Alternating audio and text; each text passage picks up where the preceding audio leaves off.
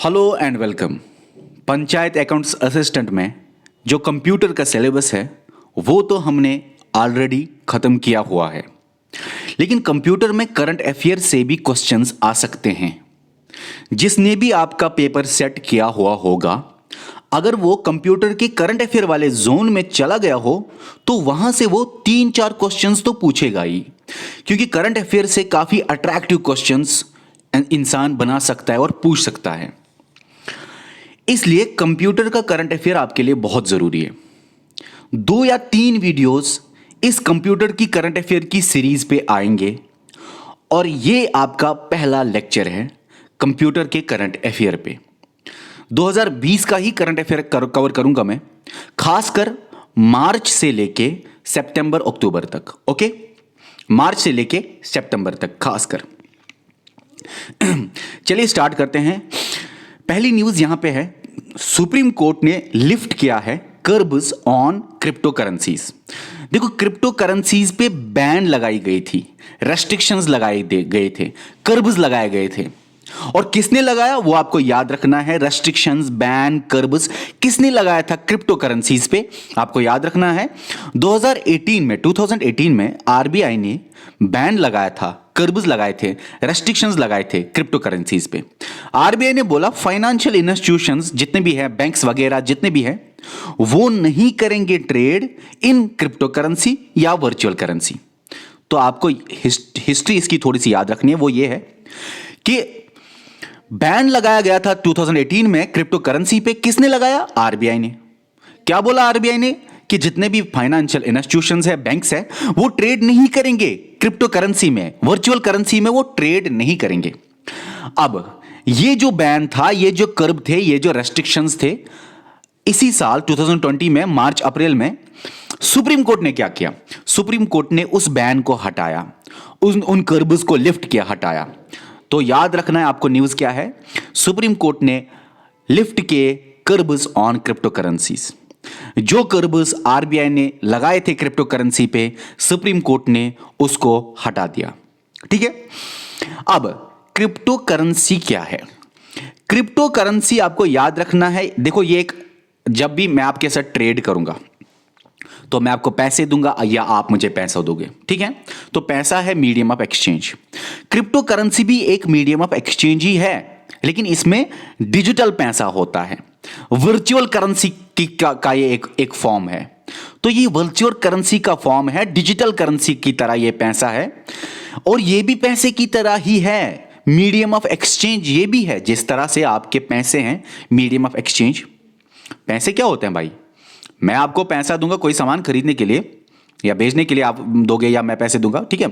तो जो ये पैसा है वो मीडियम ऑफ एक्सचेंज है। ये भी है मीडियम ऑफ एक्सचेंज, मगर डिजिटल या वर्चुअल मीडियम ऑफ एक्सचेंज है, जो क्रिएट किया जाता है और स्टोर किया जाता है इलेक्ट्रॉनिकली। तो डिजिटली इसको क्रिएट भी किया जाता है, डिजिटली या इलेक्ट्रॉनिकली इसको स्टोर भी किया जाता है। कैसे इसको क्रिएट किया जाता है, स्टोर किया जाता है, ट्रांसफर किया जाता है और बाकी चीजें क्रिप्टोग्राफी टेक्निक की इस्तेमाल की वजह से, क्रिप्टोग्राफी टेक्निक की वजह से। देखो भाई, क्रिप्टोग्राफी क्या है? इसमें जो, जैसे कि 500 रुपए, ये 500 रुपए मैंने आपको दिए, आपने मुझे दिए, ट्रेड किया हमने, लेकिन क्रिप्टो करेंसी में क्रिप्टोग्राफी का इस्तेमाल होता है। क्रिप्टोग्राफी का मतलब एनक्रिप्शन टेक्निक से इस्तेमाल होते हैं। कोडेड फॉर्म में पैसा होता है, पैसा 01011 किसी कोड में पैसा होता है। तो यहां पे क्रिप्टोग्राफी में चोरी होने का खतरा बहुत कम है। 500 रुपए पता चलेगा इंसान को तो चोरी हो जाएगा, लेकिन ये कोडेड फॉर्मेट में होता है। ये पैसा समझ नहीं आता, क्रिप्टोग्राफी का इस्तेमाल करके इन पैसों को बनाया जाता है और इनको चोरी करना बहुत डिफिकल्ट है। कोई 0100001110 देखेगा, उसको क्या पता ये 500 रुपए है, 1000 रुपए है। तो ऐसे में सिंपल वे में आपको बता रहा हूं। वैसे तो बहुत मुश्किल टेक्निक है असल में ये, तो मैं सिंपल अंदाज से आपको बता रहा हूं, ठीक है। तो याद रखना है आपको, क्रिप्टो करेंसी एक करेंसी की तरह ही है, मीडियम ऑफ एक्सचेंज, लेकिन ये डिजिटल या वर्चुअल मीडियम ऑफ एक्सचेंज है। क्रिप्टो करेंसी को क्रिएट या स्टोर किया जाता है इलेक्ट्रॉनिकली। क्रिप्टोग्राफी टेक्निक्स इसमें इस्तेमाल होते हैं। क्रिप्टोग्राफी का मतलब होता है कोडिंग करना, एन्क्रिप्शन करना, छुपा के रखना कोई चीज, ठीक है, ओके, ताकि चोरी ना हो जाए। एग्जाम्पल है इसके क्रिप्टो करेंसीज की, जैसे बिटकॉइन है, एक तरह का क्रिप्टो करेंसी, रिपल है, इसके एग्जाम्पल्स हैं। अभी हमको जानना है कि सुप्रीम कोर्ट ने तो इस बैन को हटाया, आरबीआई ने इस बैन को लगाया था इसलिए क्योंकि उन्होंने बोला आरबीआई ने कि इनको हम कंट्रोल नहीं कर सकते इन क्रिप्टो करेंसीज को, ठीक है। तो ये आपको याद रखना है। हम देखेंगे इसको पॉजिटिव्स क्या है, नेगेटिव्स क्या है। वैसे तो बहुत सारे हैं, लेकिन मैं यहां पे कवर कर रहा हूं वही चीजें जो बहुत इंपॉर्टेंट है। देखो भाई, सबसे पहले पॉजिटिव क्या है पॉइंट क्रिप्टो करेंसी का, मुश्किल है इसको चोरी करना। इसको चोरी नहीं किया जा सकता, पता नहीं चलता, क्योंकि क्रिप्टोग्राफी टेक्निक्स का इस्तेमाल होता है। दूसरा, ट्रांजैक्शन फीस जो लगते हैं वो इसमें या तो नहीं होते हैं या तो बहुत कम होते हैं, तो ये फायदा है। नेगेटिव क्या है, फाइनेंशियल इंस्टेबिलिटी होती है इससे, क्योंकि इसको कोई कंट्रोल नहीं कर सकता, इस क्रिप्टो करेंसी को मैनेज नहीं हो सकता, ये थर्ड पार्टी कोई मैनेज नहीं करता, आरबीआई या सेंट्रल गवर्नमेंट इसको मैनेज नहीं कर सकता है, तो ये फाइनेंशियल इंस्टेबिलिटी लाता है। पता नहीं कितना पैसा है कितना पैसा नहीं है, कहां गया कहां से आया, कब जा रहा है कब आ रहा है, पता नहीं चलता। हालांकि लेजर में क्रिप्टोग्राफी में भी ब्लॉकचेन टेक्नोलॉजी में आपने देखा होगा, या अगर आपको नहीं पता मैं आपको बताऊं, एक लेजर होता है वहां पे होता है रिकॉर्ड, लेकिन उस तरह का नहीं हो सकता, इसको कंट्रोल नहीं किया जाता है 100% या अच्छी तरह से। फाइनेंशियल इंस्टेबिलिटी होती है इससे। और टैक्स इवेजन भी हो सकता है, टैक्स की चोरी भी हो सकती है कि पता नहीं कि कितना पैसा क्या है कहां जा रहा है। कंप्यूटर क्रैश अगर हो गया तो सारा डाटा खत्म, क्रिप्टो करेंसी तो आखिर कंप्यूटर में ही है ना, सारे पैसे तो आखिर डिजिटली है ना, तो कंप्यूटर में अगर कोई क्रैश वैश हो गया तो बात खत्म, सारा कुछ खत्म। तो याद ये भी आपको रखना है कि 2019 में भी एक चीज आपको याद रखनी है, एक बात कि एक कमेटी बनाई गई थी जिसका हेड था सुभाष चंद्र गर्ग ने, जिसका हेड था कमेटी का, और इस कमेटी ने प्रपोज किया था, क्या प्रपोज किया था, सॉरी क्या प्रपोज किया था, एक बिल। कौन सी bill? Banning of crypto currency and regulation of official digital currency bill 2019, जो कि बोलता था क्रिप्टो करेंसी को बैन करो, और क्रिप्टो करेंसी से बहुत सारी प्रॉब्लम्स होती हैं। अब हम पढ़ते हैं दूसरी न्यूज। 2020 मार्च अप्रैल में ही ये भी न्यूज आई थी, काफी ज्यादा न्यूज में था। इन फ्लाइट वाईफाई को एयरप्लेन वाईफाई भी आप बोल सकते हो। वाईफाई का मतलब क्या है? Wireless Fidelity. अब ये न्यूज में क्यों था? यूनियन गवर्नमेंट, सेंट्रल गवर्नमेंट ने बोला कि जितने भी एयरलाइंस हैं इंडिया में वो प्रोवाइड कर सकते हैं वाईफाई सर्विसेज टू पैसेंजर्स, कर सकते हैं, कैन प्रोवाइड। ये नहीं है कंपलसरी कि हर किसी हवाई जहाज में वाईफाई सर्विसेज दिए जाए, कंपलसरी नहीं है, कैन प्रोवाइड। सेंट्रल गवर्नमेंट ने बोला कि जो भी हवाई जहाज, जो भी एयरलाइन अपने पैसेंजर्स को वाईफाई सर्विसेज देना चाहती है तो वो दे सकती है, कैन प्रोवाइड। ठीक है। अब वाईफाई सर्विसेज क्यों देना? बहुत बार आप जहाज में चढ़ते हो तो आपको इंपॉर्टेंट कॉल करनी पड़ती है, कोई मीटिंग होती है इंपॉर्टेंट, जो कि आप जहाज में आपको सिग्नल नहीं पहुंचती, ना ही आप इंपॉर्टेंट काम कर सकते हो, आप इंटरनेट नहीं चला सकते। तो आप फ्लाइट में भी, एयरप्लेन में भी कैसे इंटरनेट चलाओगे, कैसे इंटरनेट की कॉल करोगे, कैसे बातचीत कर सकते हो, टेक्स्ट कर सकते हो, कैसे कम्युनिकेशन कर सकते हो, उसके लिए इन फ्लाइट वाईफाई को लाया गया। इंडिया ने इसको बहुत ज्यादा लेट लाया एज कंपेयर टू बाकी कंट्रीज ने इसको बहुत ज्यादा लाया हुआ है। तो इंडिया ने इसको लेट क्यों लाया? क्योंकि सिक्योरिटी रीजंस की वजह से। बहुत बार इंडिया में सिक्योरिटी इश्यूज रहे इसके मामले में, और हाईजैकिंग, जो फ्लाइट इंडिया का आपने देखा होगा न्यूज़ में, हाईजैक हुआ था इंडियन एयरप्लेन भी। तो हाईजैकिंग, जो ये सिक्योरिटी इश्यूज है, हाईजैक हो सकता है प्लेन, ठीक है ना। तो ये सारी चीज़ें इसलिए थोड़ा सा लेट आया इंडिया में, लेकिन आपको याद रखना है आ गया अब, और आगे आपको वाईफाई सर्विसेज भी मिलने वाले हैं एयरप्लेन्स में। और कैसे काम होगा? इन फ्लाइट वाईफाई को एयरप्लेन वाईफाई भी बोलते हैं। कैसे काम होगा? काम हो सकता है air to ground WiFi system से भी। आप इंटरनेट चला सकते हो जहाज में सैटेलाइट बेस्ड वाईफाई सिस्टम के तरीके से भी। अब ज्यादातर जो ये air to ground WiFi system है, ये ज्यादातर जमीनों पे है जहां पे एंटीनाज लगे हुए हैं, और ये ज्यादातर ओशंस वगैरह में है। मैं आपको समझाऊंगा कैसे। पहले मैं आपको इसको समझाता हूं, तो दूसरा आपको खुद ब खुद समझ आ जाएगा। देख लीजिए सर, आप जो ही जहाज में चढ़ते हो तो आपको वहां पे टावर तो आता नहीं है, आपका मोबाइल नहीं चलता, तो यहां पे एक एंटीना लगाया जाएगा एयरप्लेन में। एयरप्लेन में एंटीना लगाया जाएगा, और कैसे आपका मोबाइल काम करेगा, air to ground WiFi systems में क्या होता है।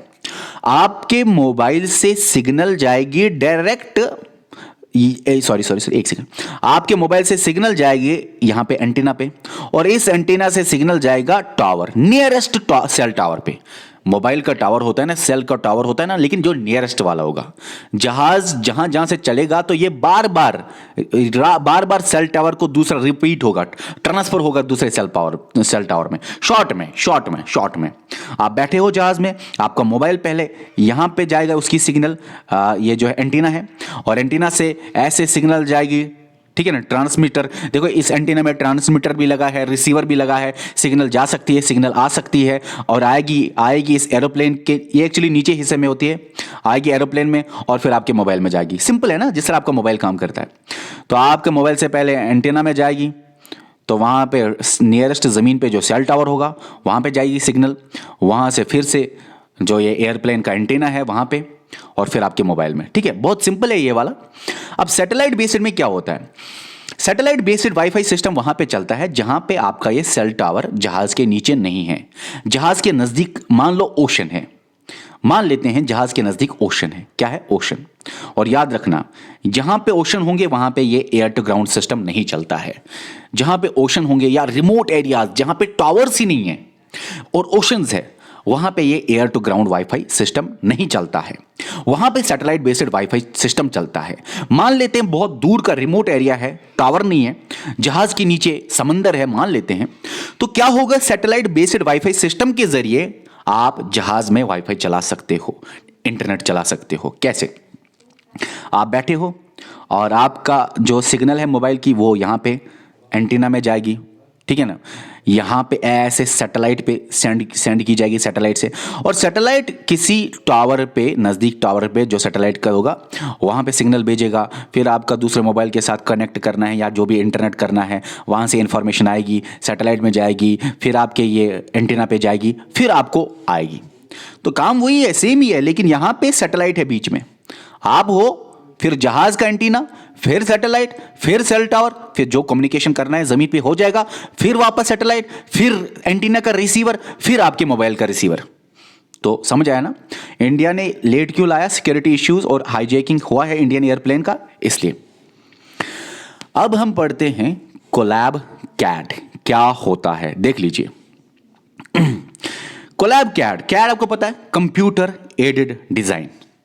कोलैबोरेशन किया हुआ है, किस किस ने मिल के काम किया इस पे, देखो भाई, NITI Aayog, national institution for transforming India, और एनआईसी, नेशनल इंफॉर्मेटिक्स सेंटर, इन दोनों ने मिल के लॉन्च किया, ज्वाइंटली लॉन्च किया कोलैब कैड लॉन्च किया। तो कहां पे ये लॉन्च किया, तो ये लॉन्च किया अटल थिंकरिंग लैब्स में।